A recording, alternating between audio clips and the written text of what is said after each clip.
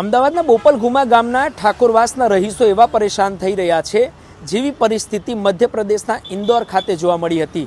પરંતુ બંનેનો ફરક માત્ર એટલો જ છે કે ઇન્દોરમાં લગભગ ખરાબ પાણી પીવાથી, ગંદા પાણી પીવાથી લગભગ 10 લોકોના મોત થયા હતા અને સવાલ પૂછતા જ ત્યાંના મંત્રી જે છે તે ભડકી ઉઠ્યા હતા।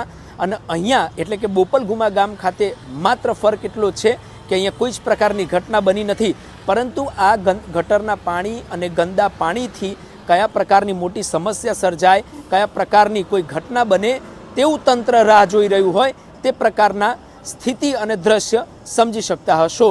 માત્ર બંનેમાં ફરક એટલો જ છે। સમગ્ર ઘટના આપણે જણાવી દઈએ।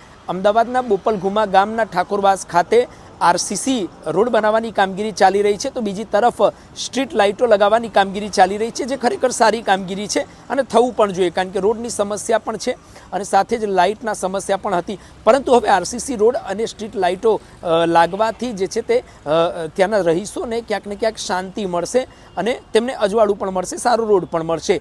પરંતુ સમસ્યા અહીંયા એ છે કે વર્ષો વર્ષથી ગટરના પાણીની સમસ્યા જે છે તે આ બોપલ ઘુમા ગામ ખાતે યથાવત જોવા મળી રહી છે, પરંતુ હજુ સુધી આ પાણીના નિકાલ માટે કોઈ જ પ્રકારની કામગીરી કરવામાં નથી આવી। સવાલ અહીંયા એ થાય છે કે આટલી બધી રજૂઆતો જે છે તે સ્થાનિકોના આક્ષેપ મુજબ ઘણી વખત રજૂઆત કરવામાં આવી છે, મૌખિક રજૂઆત કરવામાં આવી છે, તો કેટલીક વખત લેખિત રજૂઆત કરવામાં આવી હોવાનો પણ તે લોકોએ વાત કરી છે। પરંતુ હજુ સુધી કાયમ માટેનો આ નિકાલ જે છે ગટરના પાણીનો તે થયો નથી અને નીચે આપ દ્રશ્યો પણ જોઈ રહ્યા છો કે ગટરનું જે આ પાણી છે તે એકત્ર જોવા મળી રહ્યું છે। ગટરનું પાણી જ્યારે આવે છે ત્યારે અનેક બીમારીઓ થાય છે, નાના નાના છોકરાઓ હોય છે, નાના ભૂલકાઓ હોય છે, વડીલો હોય છે, ત્યારે તેમને બીમારી થવાની પણ શક્યતા હોય છે અને સાથે જ ગંદા પાણીથી તે લોકોને પસાર થવું મજબૂર બની જાય છે।